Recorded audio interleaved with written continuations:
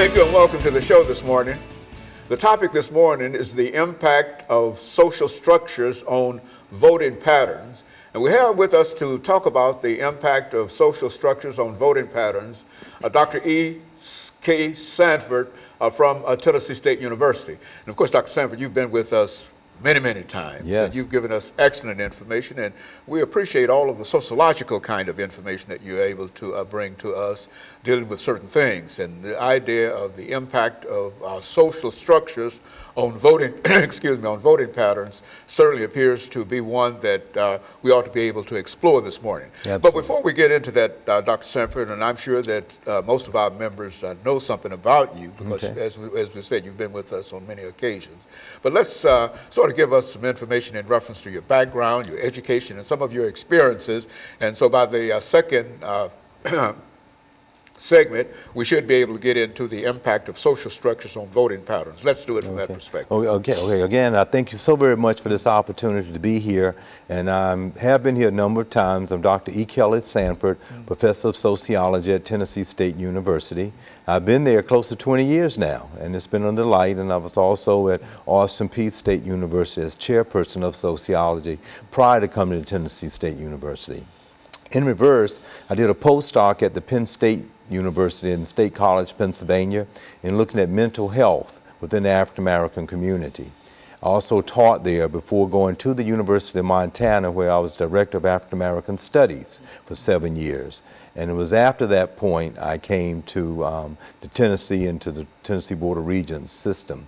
But while I was working on my doctorate degree at Howard University, I worked two other positions that I think are very significant to our topic today and some of the issues that might come up in our discussion. One was with the national headquarters of the American Red Cross. We were dealing with HIV/AIDS education across the country, and now that same program is still utilized and throughout the world. Also with the National Organization of Black Law Enforcement Executives, where we dealt with crime, criminality, and victims assistance programs. So that was just very important in my entire research, where I deal with mental health, obesity issues, and health issues, criminology, and also in voting issues and those types of concerns and problems. And you know, Dr. Sanford, looking at all of the information that you have available for us this morning, yes, to think in terms of social structures and voting patterns, how would you bring that into some perspective for our viewers this morning? Okay, I would like viewers to understand that when I talk about that term social structure, that our society is made up of basic 10 institutions, and that we need to feel and understand that we are one of the primary ones, that of the family. Then, of course, we would have education, we'd have religion, you'd have the military as an institution, science, law, government, politics, economics, and then, of course, this new postmodernist age, we have mass media, communications, entertainment is all a part of those 10 institutions that make up the society in which we live in. And I wanted today to try to share some information in regard to looking at social structure of the society, but from a historical point of view, from a long time ago in 1619 to 1719, and all the way up to the present, to see the importance of us voting today and voting patterns. Very good. And so what we'll do, we've got a commercial break coming up within the next minute and a half. And when we come back during the second segment, what we'll do, we'll get involved with social structures and voting patterns. But say something over the next minute and a half we have in reference to voting itself. Voting. Why vote? Voting is so important, not only for African Americans, but for all of the citizens of the United States. That is one of the part of social structure, meaning the politics of it, that gives us an opportunity as an individual, as a citizen of the United States, to have a voice. And one should be very educated about the issues and concerns that are prevalent within our society. And when those times come to elect officials to represent issues and concerns, you should definitely go out and vote. And I'm hoping that we can see why it is so important, even more so for certain segments of the society, to do that, because people had to die for that right. And so not only is voting a privilege, but it's also an obligation that you have to each other. We have to each other in order to go out and vote. Absolutely. Just as a citizen of the United States, just to have that right to vote and to be able to understand what is going on within the social structure, meaning the society and culture in which we live in, and that you are a part of that process in having some impact, and that is your right and privilege and obligation to do so. And so what we'll do, Dr. Sanford, is to take a commercial break, and then we'll come back and get into other social aspects of the voting situation. Okay. And we'll be back with our audience following this very, very short commercial break.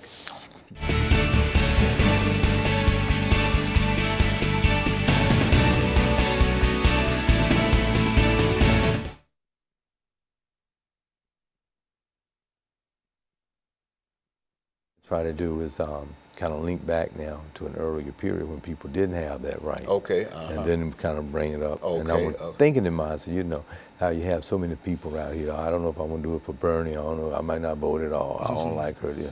But like you were saying, we have that obligation and that right. So I'm going to put it into that historical context. Try to keep bringing back up social structure. Yeah, very good. And, okay, yeah. I can and understanding how the politics and government. Well, just however you wish to deliver it. Okay. Yeah, that's all right. Appreciate that.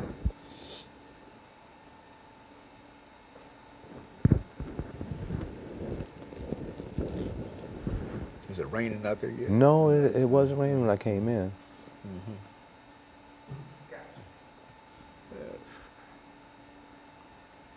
Yeah, that was a good first segment. Appreciate that first segment.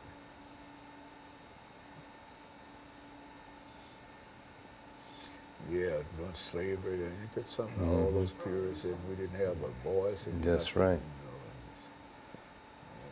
You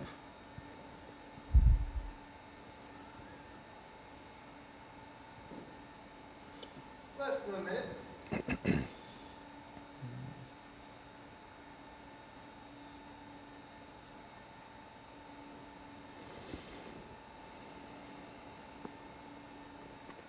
Seconds.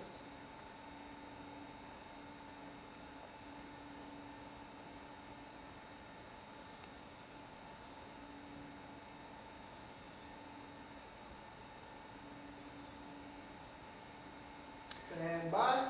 and back to social structures on the voting.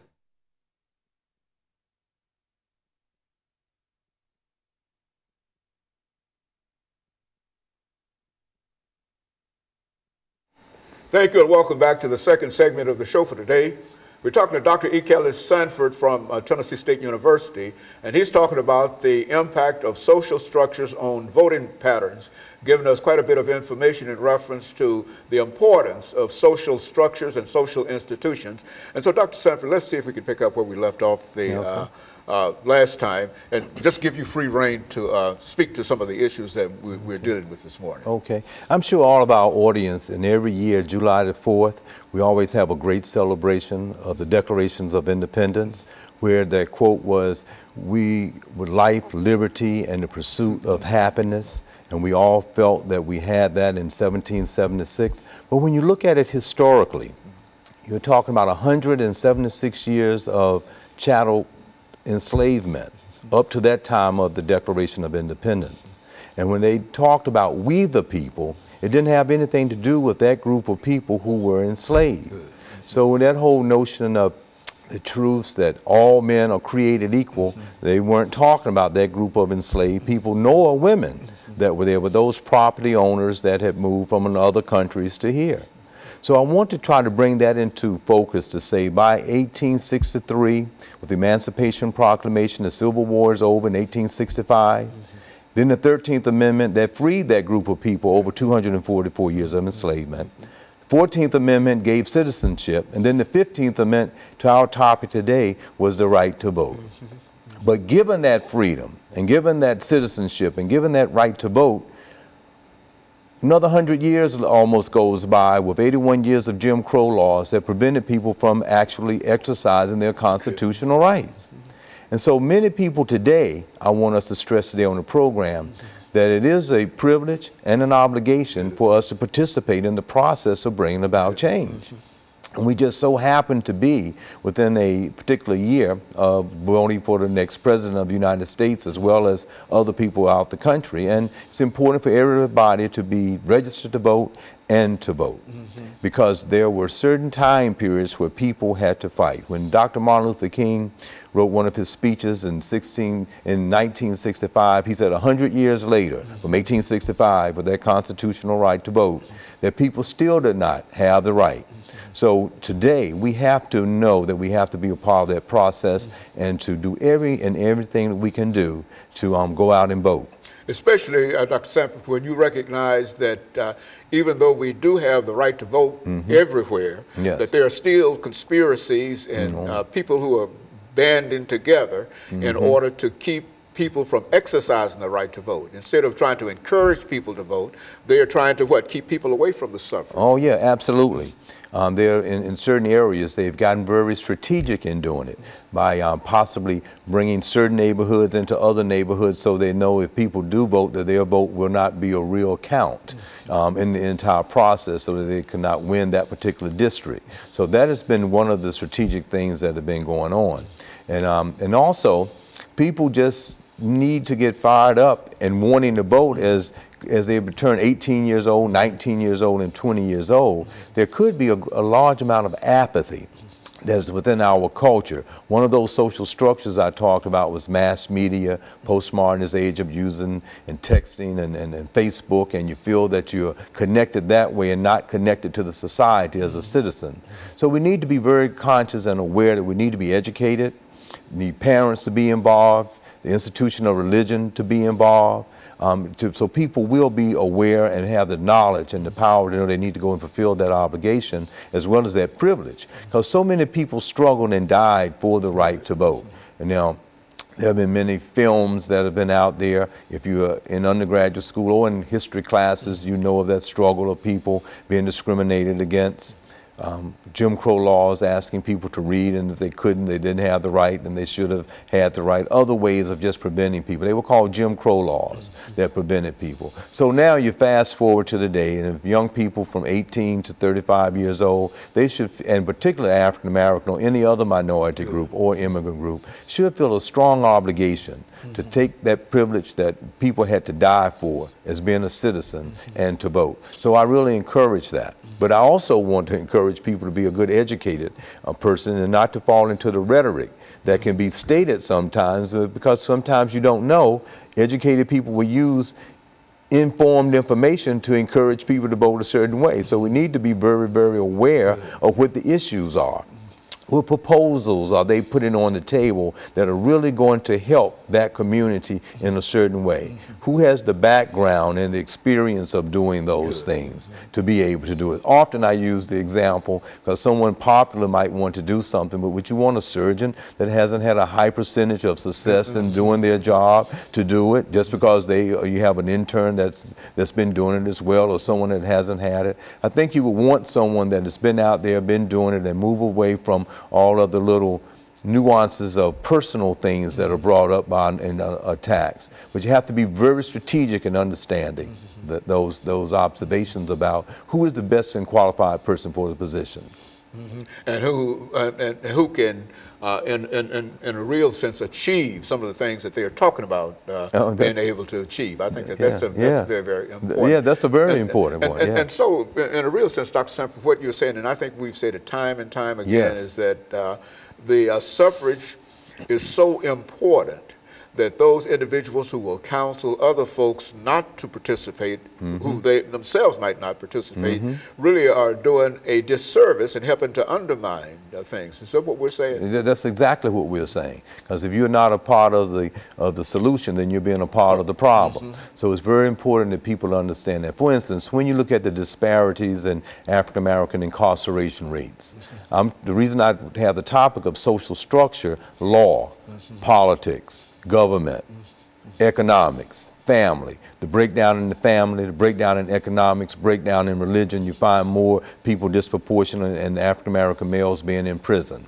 So you have to have someone when you're voting that's aware of those issues, that they got a plan of action to try to assist in those, that can see that there are some ill thoughts with someone who shoots someone that might be doing something illegal, but then to shoot them 15 more times after they're already down, that someone understands the subliminal nature of racism in the subconscious of people that might do that, and to be able to say something needs to be done about it. To look at women and, for instance, politically speaking, you're voting to say equal rights there as well as for other minorities, equal pay, better pay for people to have a better quality of life. Because if you have low economics, break up in family, lacking in religion, no medical care, then you're going to have a hard time of it in comparison to those that have those things. And those that have those things need to have a sensitivity to those who don't. And those who don't need to be voting and know they need to vote for people that are going to be sensitive to their Okay, so what we'll plight. do, we'll take this final commercial break, and then we'll be back with our audience following this short commercial break.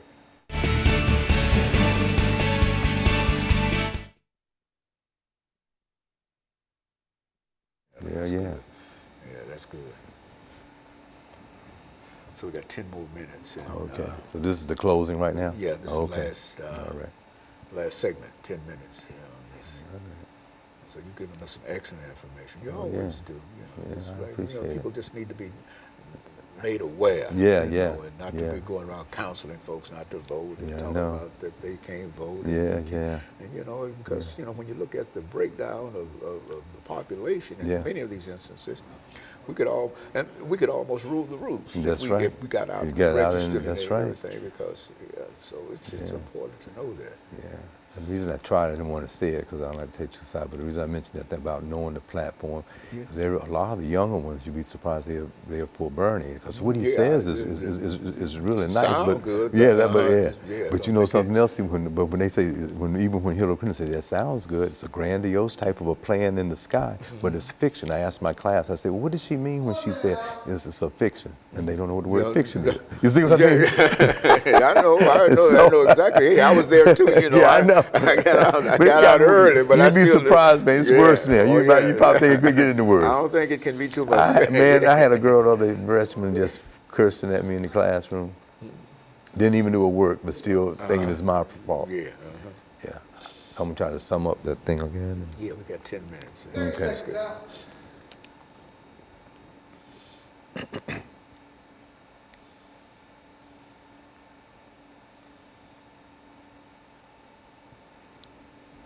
Stand by.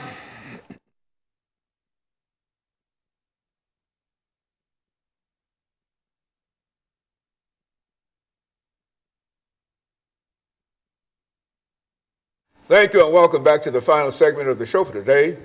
We're talking to Dr. Sanford from Tennessee State University, and the topic is the impact of social structures on voting participation and voting activities. And of course, Dr. Sanford, let's see if we can pick up during this last 9 or 10 minute segment to talk about some of the things dealing with voting, you see, because I don't think that we can say enough about voting in order to try to encourage folks to become part of the process. Yes, absolutely. It's very important for every citizen to take the opportunity, and if you're 18 years old, to go and register to vote. If you're 18 and above, if you haven't never registered, you need to do it. And then if you have registered, you need to go out and fulfill your citizenship right and to vote. But as we were talking in the last segment, one needs to be an informed participant of the process as well. And I think if you can just be aware of people who have had experiences and got to know withal and can get things done, and if they got a proven record of doing that, it's very important to do. But you have to be able to discern rhetoric from what's true, and that's going to be very important. I like that term that I want to bring up again on social structure for the audience to understand, if you just start the listening, that we're talking about the primary institutions, 10 of them, that make up society. And to the degree that people within the social structure of society belong to the upper class and the upper middle class, you have a tendency to experience those 10 institutions in a relatively positive way. And in doing that, one would probably do what family members have told you to do. You got economic stability, religion is good, you have law that's going in your positive way, not getting in trouble. If you do, you can get out. The government and politics, you're doing well there. You have the other components of it as far as mass communication, telecommunication, and the associations there.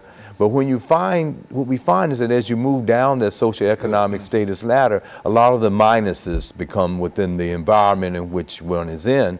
And those things causes some of the ills of society, getting involved in the criminal justice system, the law. Break up in families, having issues there, no support systems that are there. So people, even in those circumstances, we would like those in the upper class, the 1%, the upper class, the middle class, to understand the plight of those who do not have across all ethnic lines, and that sometimes it's disproportionate for certain ethnic groups that have less and the least than those that have more. So we need in a political process to understand those social factors that are related to a lot of the problems that exist within society, all of them that we might be able to bring up. And it becomes political. And then when it becomes political, then we need to be a part of that voting process, even when you're in the lower class and feel like you have nothing to vote for, to go out and vote. But we need to be an informed voter, and the young people need to be an informed voter, not be so caught up into something idealism. Or those that are in the wealthy class that I'm hoping through education understand why some of those who are in the lower might be in there. They weren't born that way. So you have to understand the factors that are related to that, and don't say, oh, well, they've been here for hundreds of years. Why can't they just pull themselves up by the bootstraps? And just do well like everyone else, when they didn't have the boots or the straps. And the environment, there have been a culture of poverty. And within that, what I'm indicating is that there are certain factors that are there that causes certain behaviors to exist. And until we can break that cycle, we need leaders through a political process that's willing to help out in that fashion. In some of our earlier segments, we have talked about maybe a Head Start program. Many people might, that mean a political process, might see that as a waste. But so many people have had so many positive experiences from during the summer of having that intervention. And they've had encouragement from people in that particular program to help them go on to undergraduate school. I have a student that was in one from Michigan, entered the engineering program at Tennessee State University, finished, and now he's just doing very well. But someone in that program noticed he was good in math, and they reinforced it. So these programs that can be out there, and this becomes political, what I want the viewing audience to know, that people want to vote on not having that. In public schools, not having music education. But those in the wealthy, they can purchase music. Oh, they can get private lessons, but there's always been out there for people to have an equal opportunity to have access so that they can go upward and mobile within the society in which we live. Going back to the topic so it won't be confused, voting becomes a very important part of that process, and we need to have people that are sensitive to it on every level, from the president all the way down, and we happen to be in a presidential election year, and so I need people to vote, get out there, and to understand what the real issues are, but be very clear about what you're voting for. And let me make some last statements. We've got about 4 minutes in reference to these social programs that we're generally talking about.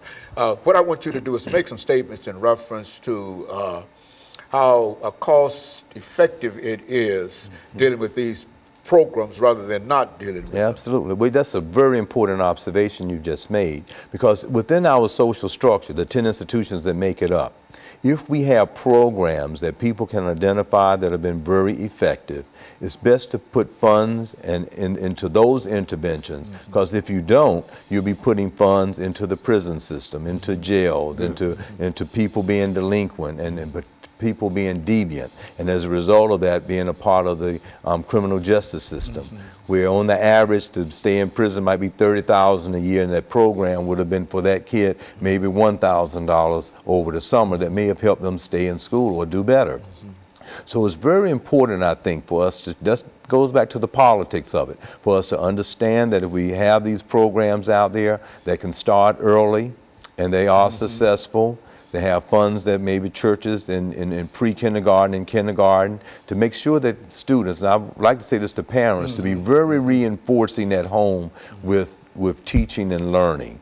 Many times we look at that institution of education and think we got this school, you go there as a teacher and they can work wonders. It has to be reinforced at home with the parents, so when they go back to school, their lessons are done and they are being reinforced at home with a parent so that they can learn and do better. So when they take that third grade exam, that they can get a good score on it. There's no reason why the family and the institution of religion can't work together by the third grade to have that improved. But these programs that are there can help that person. What they are looking at right now in the law is that a person doesn't do well on those first exams, they are predicting that they are more than likely going to be in that institution of the prison or in law. So it's important to look at those programs, see the positive nature of them, and support them, and for educators to do that, and for politicians to understand that as well. So the taxpayer Yes. has to pay money. Yes. One way or the other. Yes. He can do it from a positive point of view, and that is to support these programs, Yes. or he can do it from a negative point of view. Yes. That is to support prisons, pay for prisons, and et cetera.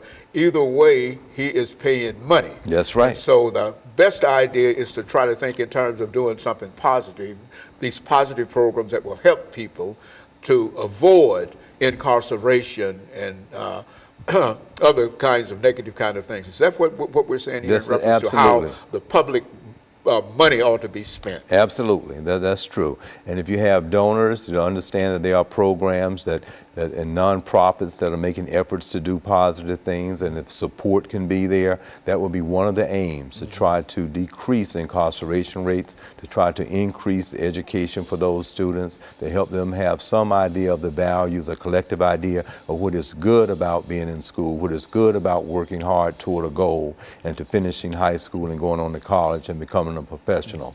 But those values of education are very important, and sometimes they get mixed up within the lower income. So it's important to have those programs that can help. After school programs would be excellent. And so you would encourage people on the last minute that we Yes. have, no matter what their situation might be this morning, Yes. if they are not registered, they ought to get up and go register to vote. And after they register, they ought to be willing to participate in the suffrage in spite of any kind of obstacles that might be thrown in front of them. They ought to make a personal dedication to the fact that they are going to go out and register and vote, because we believe that that is a positive thing for us to do in order to move everybody within the society. Does that make any sense? That makes absolutely great sense, and for people of African descent should know that so many people out of 244 years of enslavement, 81 years of Jim Crow laws, had to fight for that right, and everyone should be a participant. And all other ethnic groups and everyone in the country should be a part of that process and make an educated vote, so that people who are disenfranchised can have a better life. Very good. Let me thank you, Dr. Sanford, for bringing that excellent information by. And let me encourage our audience to tune in again next week for another informative edition of Comments. Thank you and good morning.